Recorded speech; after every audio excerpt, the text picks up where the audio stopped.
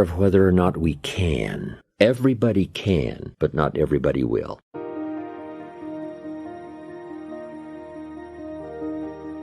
How to turn nothing into something. How tangible are ideas and imagination? Ideas that become so powerful in your mind and your consciousness, they seem real to you even before they become tangible. Imagination that is so strong that you can actually see it. You can actually see it. If somebody cannot see it when it is not here, then it will never be here. Start looking into the future of what you would like to accomplish, where you would like to go, the person you would like to be.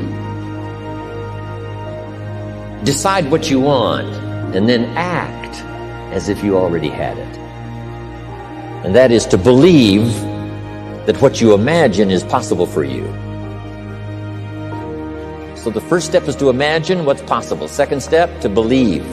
Now here's the third step, and that is to go to work and make it real. You now go to work and make it a movement. You make it tangible. You make it viable. You breathe life into it, and then you construct it. You have a lot to offer. The fact that you're still here means that your business is not through yet. People don't do what they know in life, but what they do is they operate within the context of the vision they have of themselves. So write and draw and build and play and dance and live as only you can. Make up your own rules. The rules on what is possible and impossible were made by people who had not tested the bounds of the possible by going beyond them. You must change what's possible for you. You, and only you, are the subject that impacts the burning desire in your imagination. You are living and feeling as if your future dreams are a present fact. Will it be easy? No. Will it be challenging? Yes. So you got to prepare yourself. You've got to develop yourself. As long as you're breathing, you got some more work to do. There's something else for you to achieve. Guess what? You're going to make some mistakes. You're going to make a lot of mistakes. So now go and make interesting mistakes. Make amazing mistakes. Make glorious and fantastic mistakes. Break rules. Leave the world more interesting for your being here. Make good art. It is possible to start with nothing and become something.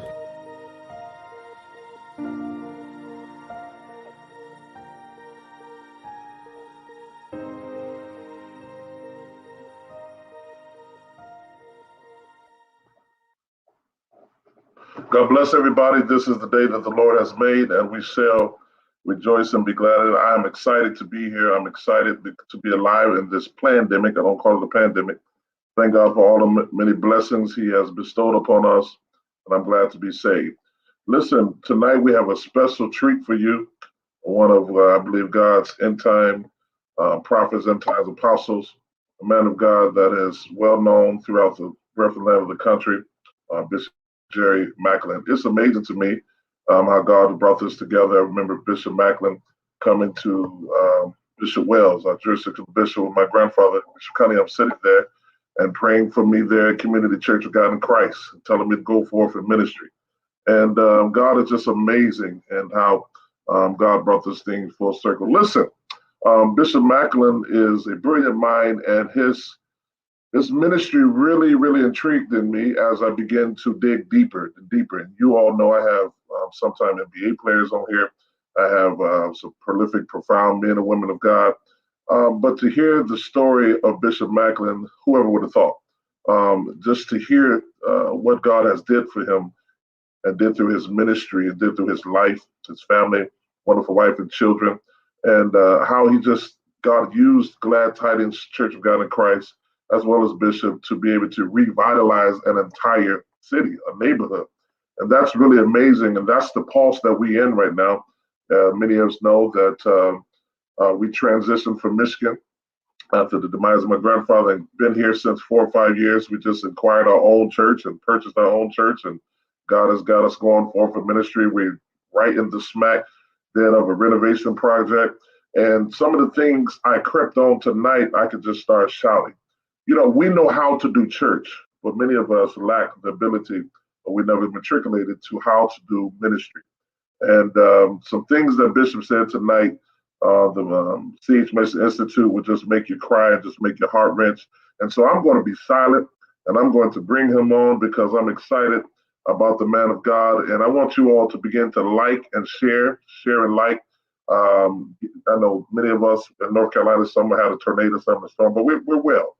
But I want you to share this because we have the man of God and he's going to pour into us the wisdom of God. I'm so glad. It's just an honor, a treat, especially to be 4 or 5 years in ministry and have this much wisdom on the plate. So get your pens and tablets out, and we're going to bring on Bishop Jerry Mack. We thank God for you, sir. Thank you very much, Bishop. It's my pleasure to be with you and to have the privilege to share with you and all that are connected to you through Straight Talk, I think it's called. Yes, sir.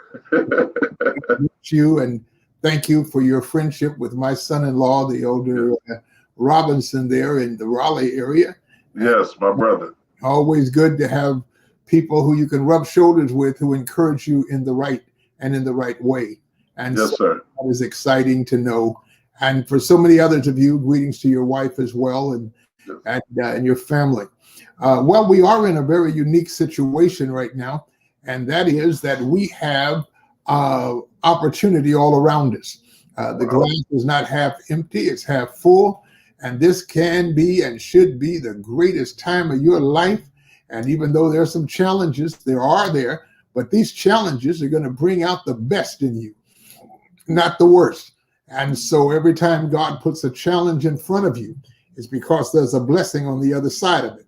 And so I believe that God has something in store for every one of you that is moving forward in ministry, and particularly those of you that are in the institutional ministries in terms of perhaps buildings, etc. Listen, God is with you. You're not by yourself. You're walking, but the Lord walks with you in that area. I said earlier tonight on with ITC's conference this evening, and I'll repeat that again right now.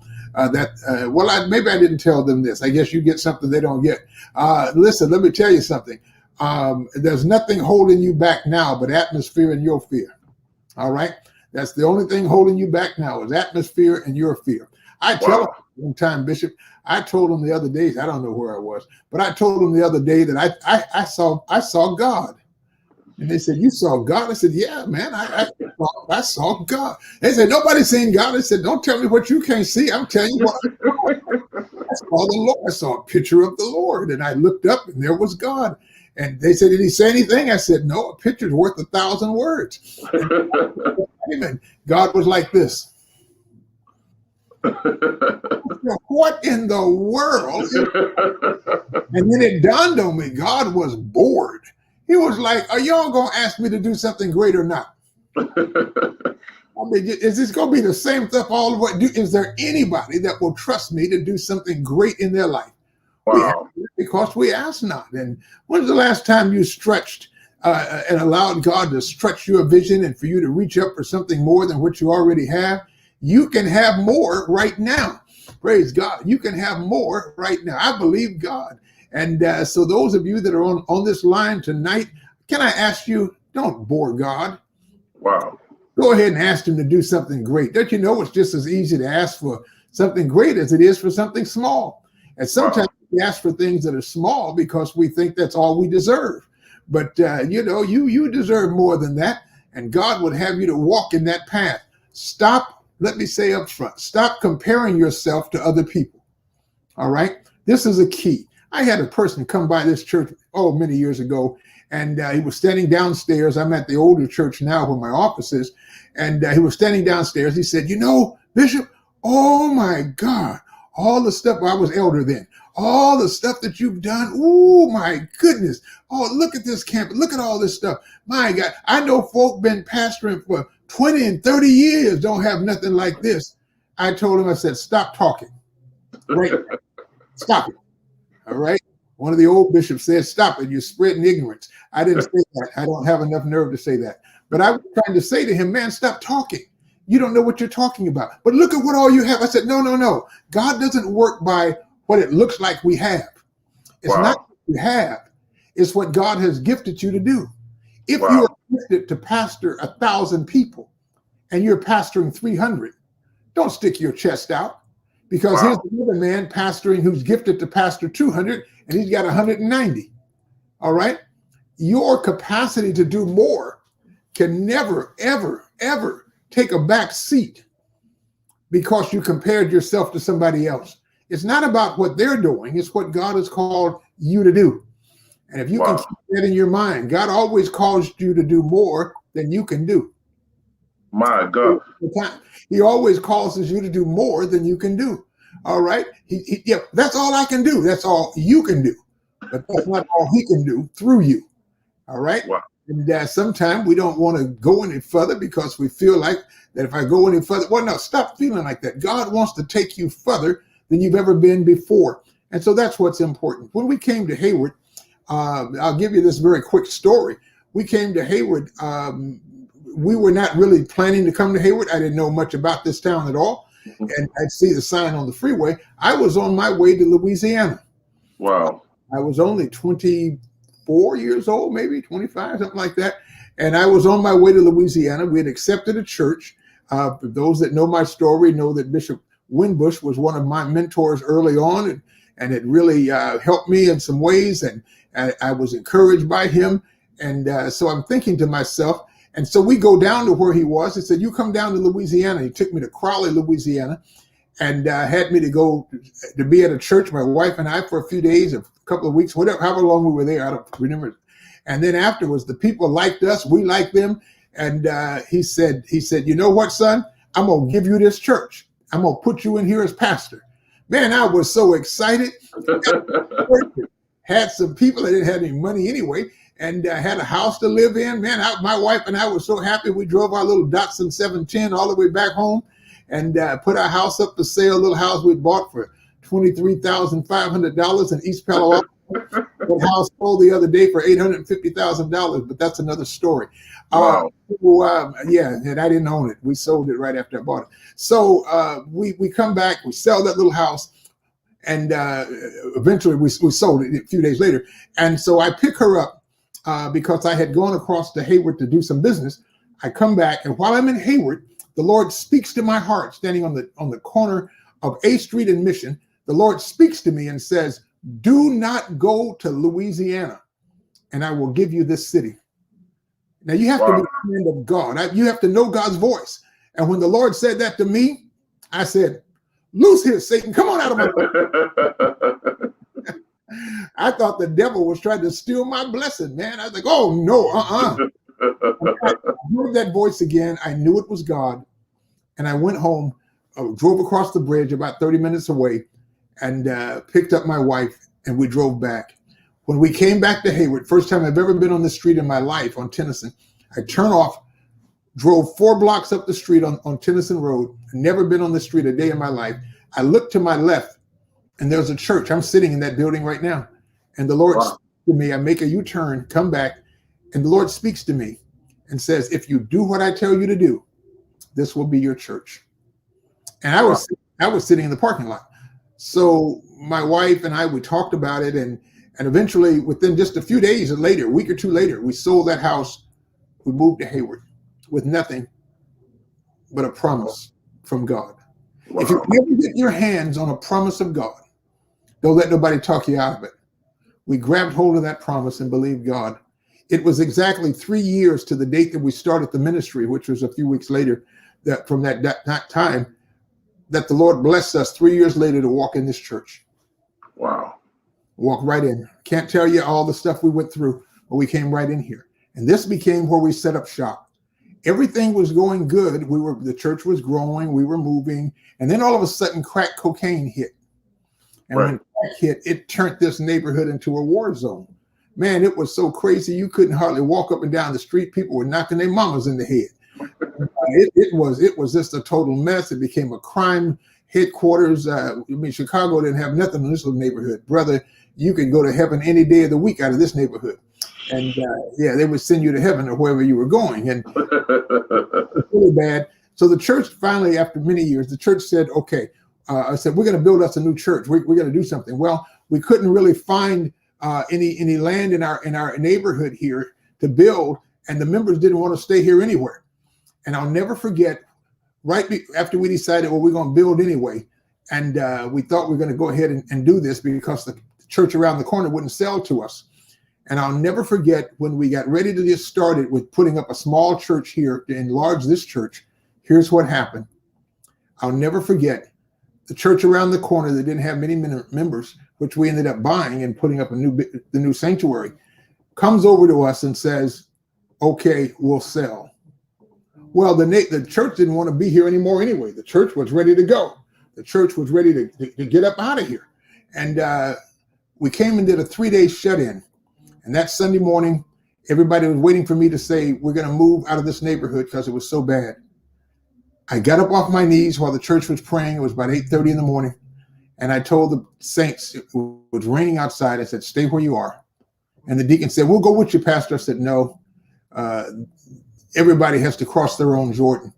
Moses had a Red Sea. Joshua had a Jordan. All of us have a Jordan to cross. I walk out that side door. It was raining cats and dogs. I walk all the way around this campus, which now becomes our campus. But I walked in that neighborhood. It was a terrible neighborhood. And I walk all the way around, rain. I'm soaking wet. I come back into the sanctuary. And when I walk in, everybody looks at me, waiting for me to make the announcement that we're leaving.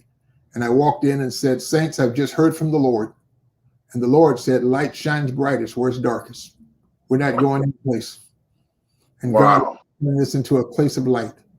Man, I thought the saints were going to stand up and cheer and say, yeah. Man, I couldn't buy an amen with $100 bill. Everybody just looked at me like I was crazy. So what? They didn't say much loud, but boy, you could look in their faces and tell they wasn't having it. Lord, if this is you. But the neighborhood was so messed up. But through that challenge of a bad neighborhood, God turned this neighborhood around as the saints began to take it on building by building by building. So we had to go and buy up we had to start buying up property. And go to church, we had to start buying property. And we had to buy it up. And they were talking about, man, look what these drug dealers, they done messed up this whole neighborhood. I said, ho. Stop talking about all the drug dealers and all the bad stuff that's going on. Well, that's what they done messed it up. I said, no. I said, if it was a nice neighborhood, we couldn't afford to buy anything in it anyway. Wow. I said, now, yes, they've done some bad things, but they also drove the property value down. And I said, the way you make money is you buy it low and then you hold it till it goes high. And that's exactly what we did. And we began to one by one buy up property here, and here. Every property was another story. And we just stood on faith and believed God that this was our neighborhood. And a lot of that had to be purchased before we could even build a church.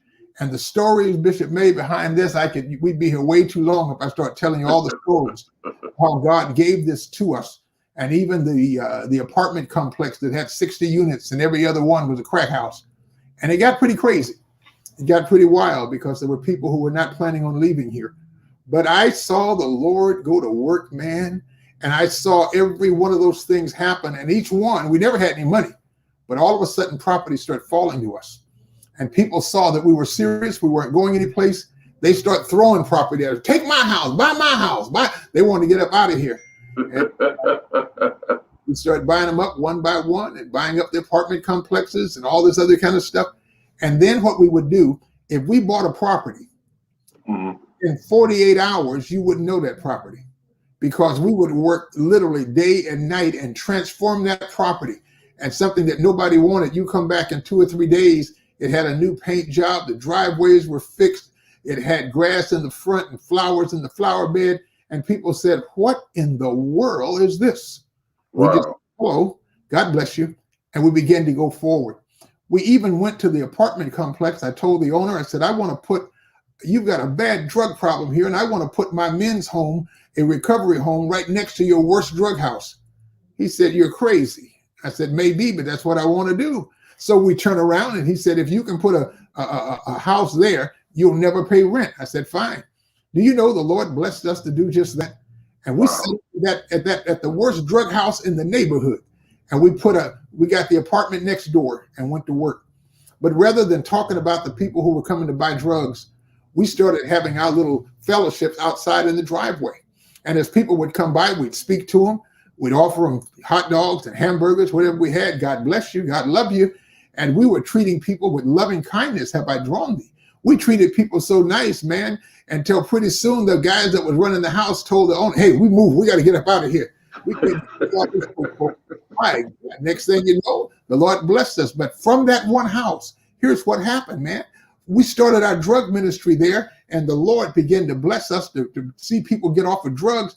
One of the guys that was in the drug program, turns out 20 years later, 25 years later, becomes the mayor of the city from where I moved from in Palo Alto. Wow. And ends up becoming the mayor of the city. Wow. Can you believe it? That's amazing. Unbelievable story. Listen, those stories are, if I've got one, I got 100 of stories of how God changed the lives of people. I was in Alabama not long ago for my, where Elder Aaron, my youngest son, was, and I went down for the dedication of their little baby. And I preached that morning for Bishop Meadows, and I'm there preaching, and afterwards, church is out. A young man comes up to me with his wife and baby, and he says, hey, Bishop. I said, what, son? He said, you don't know me, but I know you. I said, well, who are you? He said, I'm one of those guys that used to stand outside your church and sell my drugs. And you would always come and pray for us. You would always come and ask God to bless us. And he said, I was all messed up. He said, but now I'm saved. I moved to Alabama. I got a good job. This is my wife. One plants, another waters, but God gives the increase. And so when you start looking at your neighborhood and looking at your surroundings and speaking into them and saying, God, I thank you for the people that are being saved right here. I thank you for the lives that are being changed. And many times you got to speak to people who are all messed up. Right. You speak to them about where they are. You speak to them about what they can be and what you see in them. Bishop, that is so profound. And you even said something as I embellished the conversation. You said that burdens birth ministry tonight. And then you said passion precedes ministry. And you go, God always co-signs people of faith. And if you have a burden, you have a ministry. When you were out there in Hayward, and me specifically, right now, a lot of people, and we always want to minister to the poor. We want to feed the poor, which is a great notable thing. But as a former Division I athlete, All-American basketball player, always had a heart for the NBA players and some of the NFL players, because a lot of them have money, and I know some quite notable people attend your church, but yet they don't have the God in them. And what are some of the aspects that we can, some of the tools that we can use to go after those type of demographics of individuals that we have a burden for? Well, first of all, let me tell you, everybody just wants to be normal. They just want to be an everyday person. And what those guys really hate is when you put them on the spot and put them up before everybody. Look who's here. They just absolutely despise that. They can smell it coming, and they just turn and go the other way. Right. And so consequently, it just kind of turns people off. Right. People know that you love them, not for their money, not for what you can get from them, but just for them. Right. They're looking for those kind of relationships. Churches are built on relationships. Mm-hmm. And I can tell you, we had one time, I remember we used to, we had a lot of, several of the athletes were members here, as you know. And I remember I used to get up, and sometime I was young, a little bit younger, and I'd get up and throw off on the Raiders. You know, the Raiders, man, I talk about that. And then all of a sudden I stopped talking about them. And somebody said, Bishop, you don't talk about the Raiders no more? I said, nope. They said, why not? I said, because a lot of them go to this church. And as a matter of fact, our new wellness center that's going up is named after Chester McLaughlin. Wow. And Chester's father-in-law just passed, but his wife is still here. His daughter's still in this area here. And but that whole relationship started not with me, but it started with a young lady in our church who was invited to do Bible study for the Raiders' wives. And she began to do Bible study, and they said, hey, we need to go to her church. And then they started coming to this church. Next thing I know, Chester was here. And then this one was here. Tim Brown went here for a while. And Terry McDaniels, who's an outstanding player, who's retired now. They got saved at this church, gave their hearts to the Lord. Not Tim. Tim was already saved.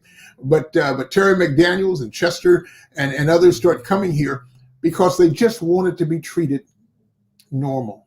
Wow. They didn't want to be put on the spot. And I can still remember Chester in the back flipping pancakes and cooking breakfast for the little boys sometime. And that's what they wanted. And when people know that you're concerned about their soul, about their life, not their money, Right. they'll give you money. But Right. they just want to know that you're concerned about them. And consequently, we ended up with a lot of people from different levels that ended up coming here. And some of them are still here. But they just want to know that you're concerned about them. And Right. that's the most important thing. And our kids got used to seeing them. They just run by them on Sunday morning. Hi, Chester. Chester, you missed that block. When you missed that block, Chester. I was watching, you know. And they just, they just go on. But they really want to know, do you care about my soul? Right. Do you care about my life? Right. And when we do it that way and people know you care, they'll be attracted to who you are and what it is that you're doing. Wow, that's amazing, Bishop. And I always tell the congregation, the world goes around by relationships. That's it. And I think if we continue to build relationship, and even in this chaotic world, I believe that in the midst of chaos, opportunity is created. Even while people are homeless and even what's taking place in Dallas, we always need to find, as a ministry, we always need to find a need. And you're a profound preacher, but it seemed like your heart and your ministry was in the community. And, I always say you was born looking like your parents, but you died looking like your decisions. And you decided to make the right choices, and now you live off the fruit. You just didn't preach out there in the pulpit, but you got in the four corners of the wall. You got it during the drug epidemic in the 80s, hit Northern California with the CIA infiltrating with drugs all the way through Oakland and all that kind of stuff. You stood tall. You didn't fight. You didn't use other weapons, but you used a spiritual weapon. And now we would have never imagined it. I didn't know, Bishop. I know your power. I didn't know you was that tough, Bishop. I mean, it seemed like somewhere way down as a spiritual gangster in there, something, but you still. It's tough. I read that story and said, I told Will, I said, what? I said, man, this story is awesome that most young preachers in their 40s like me need to hear, to go into those neighborhoods and transform our neighborhoods. And I think that comes through a partnership. You know what? It's different. You look back now, and some things you do. You look back and said, "I can't believe I did that." And but it's not like you took a class in this. But at the time, it just kind of evolves. And the more you walk with God, the more God walks with you. And wow, I'm not telling you it was always a good deal. I mean, we had some moments there, which I think you may be aware of. I mean, where it got so crazy that the drug dealers and the people that owned them. I had a sister that was not saved at the time. She's a wonderful missionary now, and but she wasn't saved, and she was at a party one night, but they didn't know who she was, and she was way up in the Oakland Hills where the super rich live, and somebody came out and said, "Look, one of the owners of all of this stuff, because they don't use it, they just use us." Right. And he came out and said, "Listen, we need somebody to take that preacher out that's down there in Haywood on Tennyson Road. So he got to go. He done messed up all our business." And they took a large sum of money. I mean, I didn't want to tell you how big it was. They took this humongous amount of money and put it on a table and said, "Now this is for whoever take him out." Well, it's like 2:00 in the morning. My sister eventually gets out of the house, and they don't know who she is because she was dating somebody, and ends up finally finding a phone booth, because we still had them back then, and calls my house at 2:00 in the morning and says, "Big brother, you got to get out of there. They're going to kill you. They're going to kill you, big brother. They coming for you, big brother. Big brother, get out of there. They're going to get you." And so I hang up, and my wife said, "Who is that?" I said, "Oh, that's just so. That's my sister. You know how she is." So I didn't say anything to her. About a day or two later, the police chief came by my office, and he said, "Reverend, I got to talk to you." I said, "All right, Chief, what's up?" He said, "Reverend Macklin, they're going to kill you. There's a contract, and they're going to take you out, and we can't keep you alive." And I don't know where this came from, but I looked over at him and I said, "Well, Chief, don't worry about it." I said, "I don't think you were keeping me alive in the first place." Wow. And so I don't even know where that came from. He said, but Bishop, we got, no. I said, Reverend, we got to get you out of here. I said, well, I don't know about that. Well, it got pretty crazy. And that hit, people knew about it. People on the street knew what was getting ready to happen. And I'll never forget, they finally came by and said, Reverend, you got to go now. And they came by our house, got my wife and my kids, and moved us out of our house because they didn't think that they could keep us alive, and moved us down for almost to San Jose, put us in a hotel and all this kind of stuff. We stayed there for a couple of days. And then finally I said to my wife, to Lady Macklin, who I love so dear, I said, baby, you're going to have to go back to Portland with the kids because I don't want you to be here for this. This is going to get real ugly. And she said to me, she said, honey, we're not going anywhere. If you here, we're here. I guess it was maybe a couple of days. We go back home, and then these crazy folk drive by the house one day while I'm at work, and my kids are in the yard, and they come by and they look at Sister Macklin and they say, hey, Miss Macklin, tell your husband we said he sure got some cute kids. We understood what that was. Right. But the Lord just gave us strength. And all of a sudden things started happening. I had a good friend of mine, Gerald Harris, who such a dear friend. He lived down in Gilroy, about maybe an hour from me. But he was, I guess, the second in charge of one of the big prisons here. And he calls me up on the phone. We'd known each other from school days. And he calls me up and he goes, hey, Mac. I said, hey, Gerald, what's up? Hey, Mac, listen, you know I'm down here at the prison. I said, yeah. He said, it's all over the yard that somebody going to take a preacher out up in Hayward. He said, is that you? I said, yeah, I guess. And I didn't even really get upset. He said, we'll be up there. Man, I look up there a day or two later, it was on a Friday. I look up and a whole bunch of brothers are showing up here who I guess were all guards. And man, these guys all showing up here with dark sunglasses on and all. I was there like, oh, Lord. And that Sunday morning, man, some more brothers came. And then the guys from the street showed up to church that Sunday morning. I said, well, I guess this is it. And they showed up. They had on dark glasses, these sunshine glasses. I gave some money to one of my deacons. I said, go over there to the little 5 and dime store and bring me back all the dark little shades you can find. A whole bag full of glasses. I gave it to all my guys. And so now in church that Sunday morning, a whole bunch of brothers and all of us with dark shades on. My God. It was a mess, boy. And I tell you, preacher, what happened, that finally we just said, we can't take this no more. I said, this is going to go down. I'm tired of this. Wow. I said, now tonight, I said, next Sunday night or whatever time it was, I said, meet me on this corner, brothers. Y'all that ain't scared. And I'm going to put the word out. We're going to walk around this whole block. And whoever owns it going to walk it. And that's the way it's going to go down. Man, wow. The neighborhood was shaking. That Sunday night, man, I showed up. And I'm standing on the corner. I look on the corner, and a lot of brothers from Glad Tidings showed up, said, Pastor, we with you. I said, guys, this can get ugly. They said, Pastor, we with you. And I remember one guy that we were walking out of the alleyway going around the corner, and one guy, he said, I'm with you, Pastor. And so one of the brothers said, Pastor, he can't go with you. He can't be with you. I said, why not? Look what he got. That boy pulled his coat back, man. He had a gun so big, and it was stuck in his side. They said, look what he got. I said, boy. He said, yes, sir. I said, can you shoot straight? He said, yes. Said, come on. Yes, sir. Wow. And we walked around there, and I'm standing on the corner, and all these brothers are with me. You could feel the tension. And I look up, coming down the other street, is a good friend of mine who probably one of my best friends in town, Steve Panetta, pastored Victory Outreach, a Hispanic church. And I look up, and most of his members, they come out of the jails and out of the gangs. They had tattoos everywhere and white T-shirts and jeans. Right. And walking down the street, because his church was about maybe 4 blocks from mine, 5 or 6 blocks. I looked down, I said, Steve, what you doing? He said, we're coming to help you, brother. We with you. I'm like, oh, no. Now you got all these brothers here. And then somebody said, Bishop, look over there. Look, Pastor, look. I turn around, look up the street. It's my father coming from East Palo Alto. If you know anything about the Bay Area, East Palo Alto, bad place. Yeah. He'd been pastoring there for years. Wow. And he and all his guys are coming.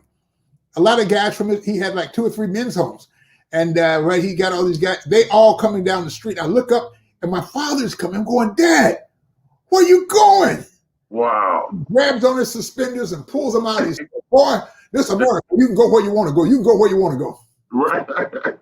Well, Bishop, man, that's profound. That's just amazing. I mean, that's my take. You know, what Renee and the Will, they'll tell you, that's the heart of my ministry, the streets, and this. That's what a burden is. And the things you said to us and part to us today, we're not going to hold you long, was a powerful, I mean, it just, you never would have imagined it. You would never would have thought it.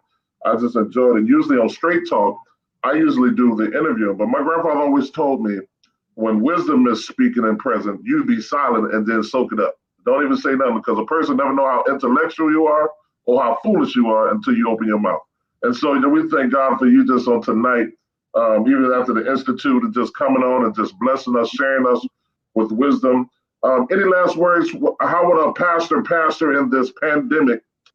We call it a pandemic. God has blessed our church. We just closed on our church, and we were in the country right by a graveyard, and my wife did not like it. Nothing happened. There was just woods everywhere. And just 4 months ago, they built a $400 million worth of homes. They put us right in the smack of a division where there's no churches. But when we first went there with snakes and woods and everything else. But now God has blessed us tremendously, and we're in this midst of this pandemic. And I'm excited about it. And hopefully one day you can come and just bless us, and we'll walk the streets and chase all the Bloods and Crips out everywhere. But we appreciate you, Bishop, so much. Any last words? I want to thank you wholeheartedly. My mother's on here. Supervisor Christine Cunningham Simpson. I love my mom in Western Michigan Jurisdiction number 2. Yes. And my family is on here. So we just thank God for you. Overseer Renee Winston is on here. She told me, you better make sure you behave, treat my bishop right. I said, I got it. I love Bishop Macklin. And but Bishop, we really appreciate that story. Was very intriguing. A lot of the young men in my church, they're texting me now. I was like, wow, that's such a blessing. They're looking forward to hitting the streets and doing that. And Bishop, you might need to put that in a movie. We need to might put that on the script. Well, we actually had them come and wanting to do that. The only problem was when they got down to it and showed me the script, they wanted me to be the hero. Okay, right.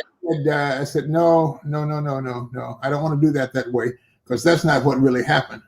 The real hero is the Lord Jesus Christ. Wow. And if we give him the honor, if we give him the praise, he will take us where we could not go on our own. And so I say to everybody that's on this line, how important it is to see yourself as a vessel of the Lord. Yes. And say, yes, God, here I am. Use me, send me, whatever need be done, I'm here. Yes. And it makes no difference, Bishop, who gets the credit. Wow. God gets the glory. Yes. And if we give ourselves to God and to the things of God, he will take us to places you've never even dreamed possible. So wow. I see everybody that's listening right now, get ready. Yes. The future that's coming upon you now is so great. Reach up, grab it.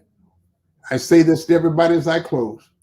If our circumstances are going to change, you've got to take the brush of faith and paint in vibrant living color on the canvas of your tomorrow. And everybody on this line tonight, you've got a tomorrow. So go ahead and paint your picture in faith.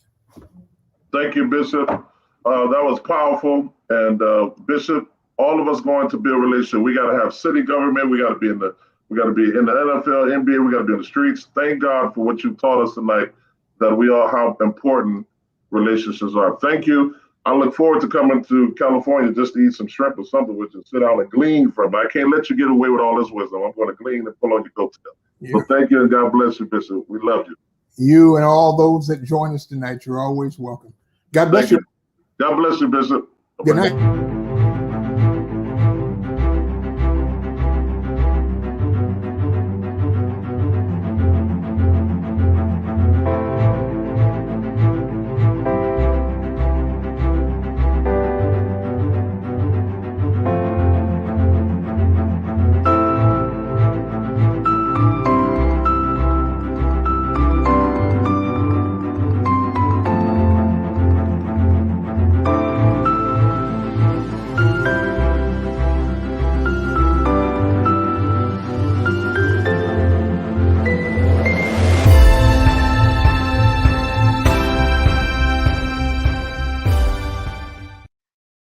thank each and every one of you. Tonight was a powerful night. We're excited about what God's doing. Hey, I'm blessed. My socks was blessed tonight. Thank you, my brother, Pastor Will, for making this happen. Thank you, our First Presiding Bishop, Bishop Jerry Macklin. Listen, if you don't have the book, get the book, Influence of a Father.